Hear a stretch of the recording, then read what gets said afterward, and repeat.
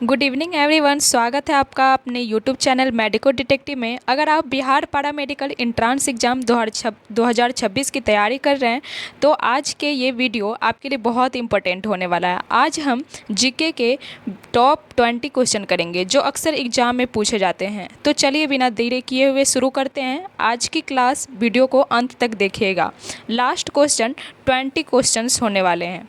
तो पहला क्वेश्चन है, गांधी इरविन समझौते पर हस्ताक्षर कब हुए थे? ऑप्शन ए में दिया गया है 1931 ईस्वी में, ऑप्शन बी में दिया गया 1935 ईस्वी में, ऑप्शन सी में दिया गया 1942 ईस्वी में, ऑप्शन डी में दिया गया है 1919 ईस्वी में।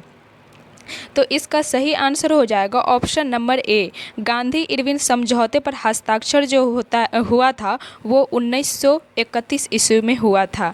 यहाँ पर इसका एक्सप्लेनेशन दिया गया है। यह समझौता 5 मार्च 1931 को लंदन में होने वाले द्वितीय गोलमेज सम्मेलन से पहले महात्मा गांधी और लॉर्ड इरविन के बीच हुआ था। यहाँ पे आप लोग नाम भी याद कर लेना कि महात्मा गांधी और लॉर्ड इरविन के बीच हुआ था। नेक्स्ट क्वेश्चन है, असहयोग आंदोलन का आरंभ कब किया गया था? ऑप्शन ए में दिया गया 1920 ईस्वी में, बी में 1930 ईस्वी में, ऑप्शन सी में 1917 ईस्वी में, ऑप्शन डी 1921 ईस्वी में। तो असहयोग आंदोलन का आरंभ जो है 1920 ईस्वी में किया गया था। जालियांवाला बाग हत्याकांड और रॉलेट एक्ट के विरोध में 1 अगस्त 1920 को गांधी जी ने यह आंदोलन शुरू किया था। नेक्स्ट क्वेश्चन है, डॉक्टर राजेंद्र प्रसाद कहाँ के रहने वाले थे? ऑप्शन ए में है उत्तर प्रदेश, बी में है बिहार, सी में है मध्य प्रदेश, डी में है इनमें से कोई नहीं। तो डॉक्टर राजेंद्र प्रसाद जो हैं वो बिहार के रहने वाले हैं। भारत के प्रथम राष्ट्रपति भी रह चुके हैं डॉक्टर राजेंद्र प्रसाद। इनका जन्म हुआ था बिहार के सिवान जिला के जीरादेई गांव में। कभी कभी गांव का नाम पूछ लिया जाता है तो आप लोग गांव का नाम भी याद रख लेना कि बिहार के सिवान जिला के जीरादेई गांव में हुआ था। नेक्स्ट क्वेश्चन है, जयप्रकाश नारायण किस आंदोलन से संबंधित थे? ऑप्शन ए में है चंपारण आंदोलन, बी में है असहयोग आंदोलन, सी में है व्यक्तित्व सत्याग्रह आंदोलन, डी में है भारत छोड़ो आंदोलन। तो जयप्रकाश नारायण जो हैं वो भारत छोड़ो आंदोलन से संबंधित थे। यहाँ पे एक्सप्लेनेशन दिया गया है कि 1942 में जो भारत छोड़ो आंदोलन हुआ था उसके दौरान जेपी नारायण ने आज़ाद दास्ता का गठन कर भूमिगत होकर लड़ाई लड़ी थी। नेक्स्ट क्वेश्चन है, बिरसा मुंडा किसके पक्ष में थे? झारखंड या उत्तरांचल या छत्तीसगढ़ या इनमें से कोई नहीं। तो बिरसा मुंडा जो है झारखंड के पक्ष में थे। यहाँ पे दिया गया है कि बिरसा मुंडा ने तत्कालीन बंगाल प्रेसिडेंसी जो कि अब झारखंड में स्थित है में आदिवासियों के अधिकारों के लिए मुंडा विद्रोह का नेतृत्व किया था। ये भी पूछ सकता है कि मुंडा विद्रोह का नेतृत्व किसने किया था? तो बिरसा मुंडा ने किया था। नेक्स्ट क्वेश्चन है, अशोक के शासनकाल में बौद्ध सभा किस नगर में आयोजित की गई थी? मगध में या पाटलिपुत्र में या समस्तीपुर में या राजगृह में? तो अशोक के शासनकाल में बौद्ध सभा जो है ना वो पाटलिपुत्र नगर में आयोजित की गई थी। ऑप्शन नंबर बी सही हो जाएगा। वही तृतीय बौद्ध संगीति सम्राट अशोक के समय पाटलिपुत्र में हुआ था। यहाँ पे दिया गया है कि तृतीय बौद्ध संगीति सम्राट अशोक के समय पाटलिपुत्र में हुई थी। इसकी अध्यक्षता मोगलीपुत्र तिसुम ने किया था। मोगलीपुत्र तिस ने की थी। नेक्स्ट क्वेश्चन है, शुंग वंश के बाद किस वंश ने भारत पर राज किया? सातवाहन या कुषाण या कण्व या गुप्त? तो शुंग वंश के बाद कण्व वंश ने भारत पर राज किया था। ये क्वेश्चन पूछेगा आप लोग को क्योंकि पूछा गया ये प्रीवियस में कि शुंग वंश के बाद किस वंश ने भारत पर राज किया? तो कण्व वंश ने राज किया था। इसका एक्सप्लेनेशन है कि शुंग वंश के अंतिम राजा देवभूति की हत्या कर वासुदेव ने कण्व वंश की स्थापना की। यहाँ पे एक और क्वेश्चन है कि कण्व वंश की स्थापना किसने की? तो वासुदेव ने की। नेक्स्ट क्वेश्चन है, कुमार संभव महाकाव्य किस कवि ने लिखा? ऑप्शन ए में है वान भट्ट, बी में है चंद्र बरदाई, सी में है हरिसेन, डी में है कालिदास। तो कुमार संभव महाकाव्य के जो कवि थे वो थे कालिदास। कालिदास गुप्त काल के महान कवि थे। ये भी क्वेश्चन हो सकता है कि गुप्त काल के महान कवि कौन थे, तो कालिदास थे। कुमार संभव में शिव पार्वती के पुत्र कार्तिकेय के जन्म का वर्णन है। ये भी पूछ सकता है क्वेश्चन कि कुमार संभव में किसके जन्म का वर्णन है, तो शिव पार्वती के पुत्र कार्तिकेय के जन्म का वर्णन है। नेक्स्ट क्वेश्चन है, कौटिल्य के अर्थशास्त्र में किस पहलू पर प्रकाश डाला गया है? आर्थिक जीवन पर, या राजनीतिक नीतियाँ, या धार्मिक जीवन, या सामाजिक जीवन?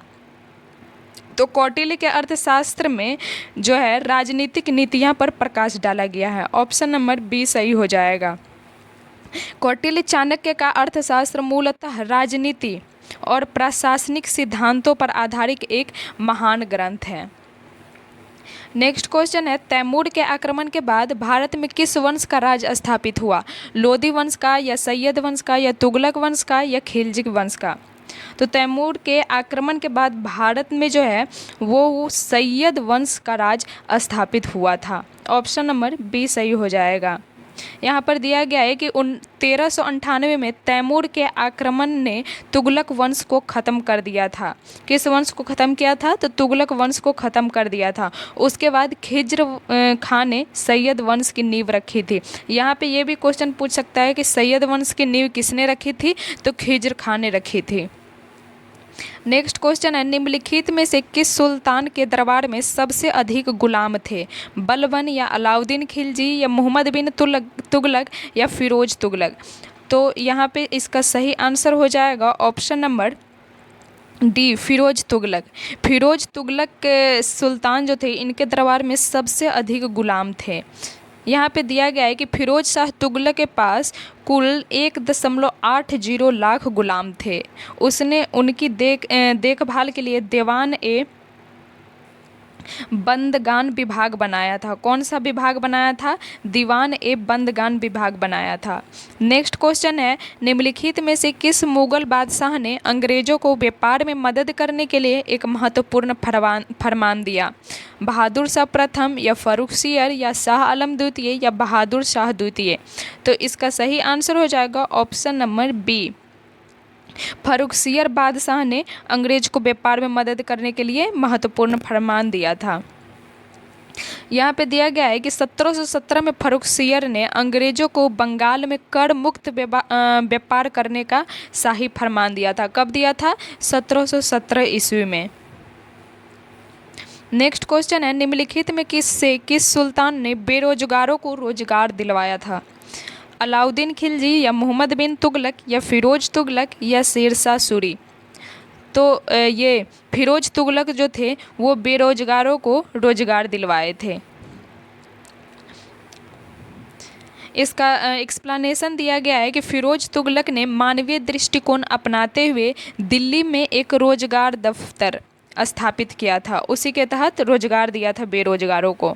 नेक्स्ट क्वेश्चन है, 1857 के विद्रोह को किस उर्दू कवि ने देखा था? ऑप्शन ए है मीर तकी मीर, बी है जोक, सी है गालिब, डी है इकबाल?